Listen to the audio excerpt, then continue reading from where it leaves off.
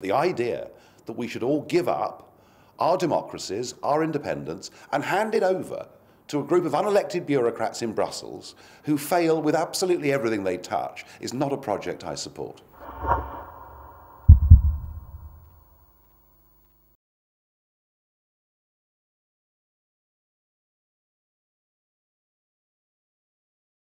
Today we're big news, no? Britain won the Nobel Peace Prize. No, the European Union today has won the Nobel Peace Britain Prize. Britain is part of the European Union, though. Sadly, yes, we are. It's the most extraordinary award, because anyone that's been watching the news will see the last time the EU featured was last week, when Mrs. Merkel went to Athens to be greeted by a violent demonstration and people dressed up in Nazi uniforms. We couldn't have even imagined this level of unhappiness even 3 or 4 years ago. And so to me there's an irony here, that we all grew up in a Europe that was divided from west to east by the Berlin Wall, and now we're living in a Europe that is divided from north to south by the Eurozone, and far from us all loving each other and getting on wonderfully and having a new European identity, the Greeks are talking about the Fourth Reich, and Bild, the German newspaper, slags off the Greeks as being useless, lazy, and a waste of time. And we're living in a Europe, actually, where we're beginning to dislike each other. So I find the prize totally astonishing. Speaking about German media, one of the bigger German magazines, put on a bigger article on the online, the most dangerous men in Europe. You were one of them. So do I have to be afraid of you because, as a German? You have to be very afraid of me if you're employed by the institutions of the European Union, because I would want you sacked. All of you. Gone. Out. Go. As a German, should you be frightened of me? Well, I don't think so. I mean, I'm married to a German, after all, and I want to live in a Europe where sovereign nation-states, democratic nation-states, trade and cooperate together. I love Europe. I love you. I mean, you'd have to be a moron not to love Europe. The wonderful thing about Europe is we've got this amazing diversity within a very small geographical space. What I find totally abhorrent is the idea that we take all those different states and without ever seeking the consent of the people, we try and force them into one under a new flag, a new anthem, and with unelected bureaucrats in charge. I mean, it's the stuff of nightmares. So describe the European Union from your point of view to us. What is it in your eyes, the European Union as a whole? It's a political project. It is aimed at creating a United States of Europe. And it was done post-1945 because, frankly, the French had had enough of the Germans invading them every 25 years. And so the idea was, if you abolish nation-states and we all come together under one union, one flag, one army, one police force, one anthem, that would mean peace in Europe. So the intentions behind it, just as the intentions behind communism too, were honourable. Idealistic and honourable. But they made a fundamental mistake. And the mistake was that it wasn't the existence of nation-state that was the problem, it was the absence of democracy. And wars are not caused between mature democracies. Wars are caused where there isn't a democracy and you get a state that is imperialistic, expansionist. That's what causes war. The focus after 45 should have been on democracy in nation-states, not their abolition. And I would warn with this. We tried this once before, because after the First World War, we looked at the Balkans, all little different states with their own flags and identities and constant bickering and difficulties that went on in the Balkans, and we said we can't go on like this. We can't have all these Balkan states going around shooting archdukes and causing all this difficulty. I know what we're going to do. We're going to put them all together in one country. We're going to give them one flag, one anthem, one army, one president. We'll call it Yugoslavia. They'll all love it, and it'll be peace forever. Well, it was held together by communism, but as you know, within the last 20 years, we've seen the worst outrages and civil wars in Europe that we've seen since 1945 as those nations fight to get back their identities. And we are making the same tragic mistake with the European Union. You have the establishment, you have most of the members of parliament who are like pro-Europe. Yes. They don't want a referendum, they don't want to get out of the EU. And if you talk to people on the street, or even Tories in front of the conference, which we did, most of them, they say, yeah, we want to get out. Yeah, I mean, the truth of it is that the one thing that does unify people together is the political class across Europe, all of whom love the European Union, and even in Switzerland and Norway, which for them mercifully have not been part of this union, even there, their professional career politicians would love to join. So it is without doubt, I mean, the EU is unquestionably the best thing that has ever happened to career politicians and professional bureaucrats. But look, this gap, and you've mentioned this gap, this gulf between what ordinary people want and what the political class want, this gap is gradually being filled in. There may not be a voice of opposition in German politics yet, but there will be. But just look at Finland. You know, 5 years ago, there was no real voice of opposition in Finland, and yet, in the general election last year, the True Finns came within 1.5% of winning the general election. Change is coming. So it's the same, basically, the story of your party. A couple of years ago, nobody really took it seriously. You know, the famous Cameron quote, they're all fruitcakes and nutters and all that. And then you almost, we had a very strong past election. What do you think is going to happen next year, next European election? Oh, if I knew the answer to that, I'd be down at the bookmakers putting money on and not talking to you. You can never tell. All I would say is this. If Cameron, Clegg and Miliband, our political class, if they insist on keeping us trapped inside a European Union, which increasingly is seen by the people of this country not to work for us in terms of economics, but even more importantly, to be robbing us of our democracy. And if they continue with that course and refuse a referendum, I think, with a bit of luck and a following wind, UKIP could win those European elections. As a party that was completely, you know, a tiny party a couple of years ago. Well, that's right. But you see, if politicians get out of touch with the way their electorates feel, something has to give. And I think the rise of UKIP and the rise of the True Finns, and indeed in the Netherlands, on the right and the left, you've got parties that are growing up and being very critical about European Union. This is a natural response to politicians not listening. An interesting thing is that Germans haven't really understood how serious that's why we're here actually making this film, how serious the Brits are about getting out of the European Union. Why do you, I mean, it's hard for you to answer, but why do you think that is? I mean, that even the communication between the states isn't really working. Well, it's funny. I mean, I think one of the big problems is, in fact, the media. We have in Britain a balanced media. We have newspapers and media outlets that are very, very pro-EU and wanted us to join the euro, but equally we have our sceptical wing here.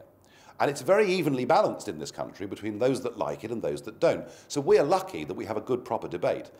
When I go to France and Germany, I don't see any critical media at all. Everybody seems to support the consensual line, that because we've been on this course for 50 years, it's the right way to continue. And that, I think, is the biggest problem.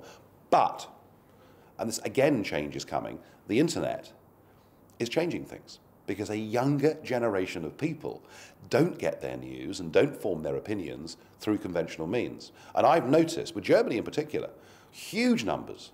Whenever I've mentioned Germany in the speech, and the fact that since 1945, Germany's been a very successful democracy and a very happy democracy, and that it's beginning to lose that.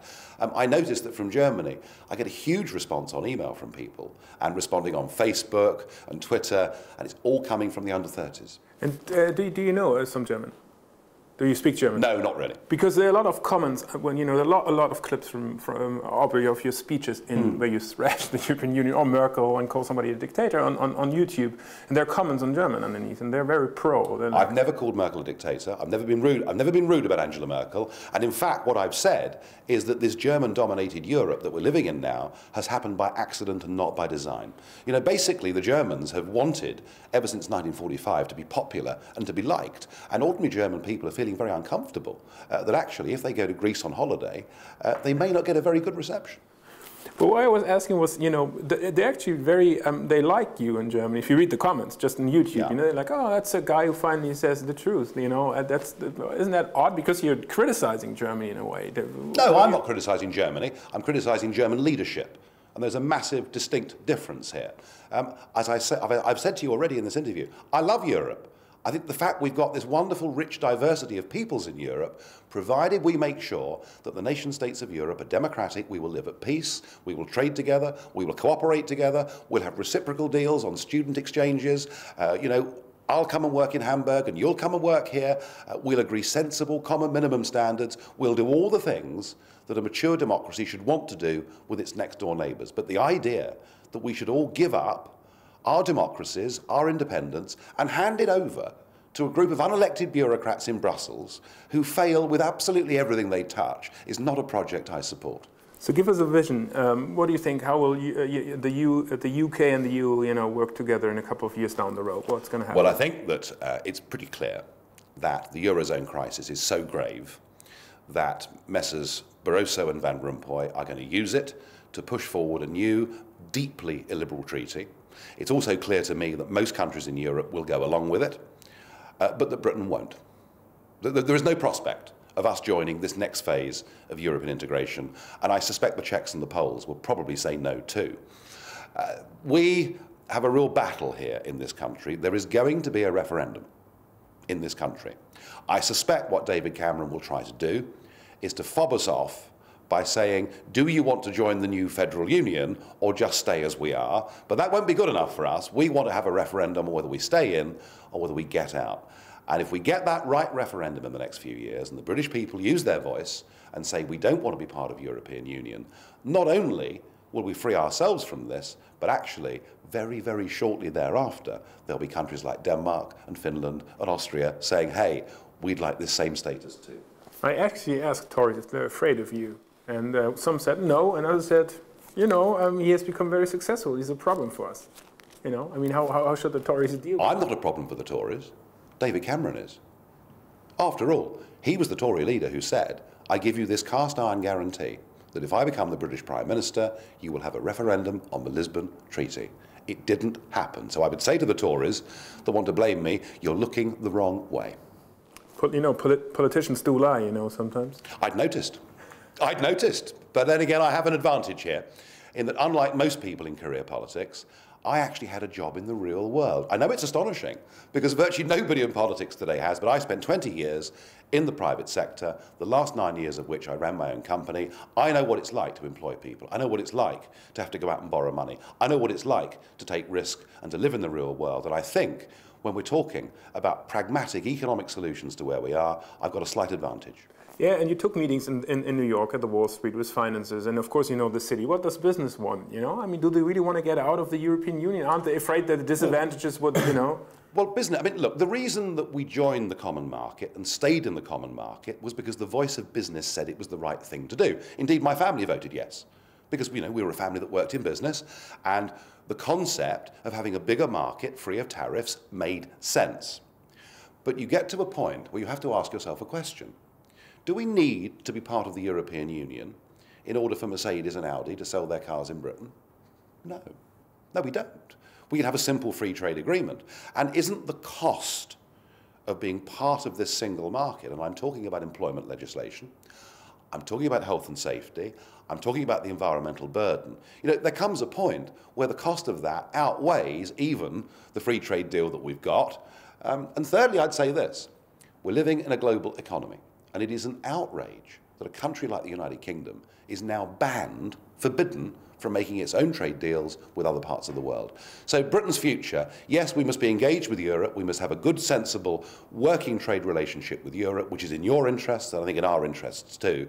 But really, the UKIP message is this. Europe is much too small for our future. We've got to start thinking globally.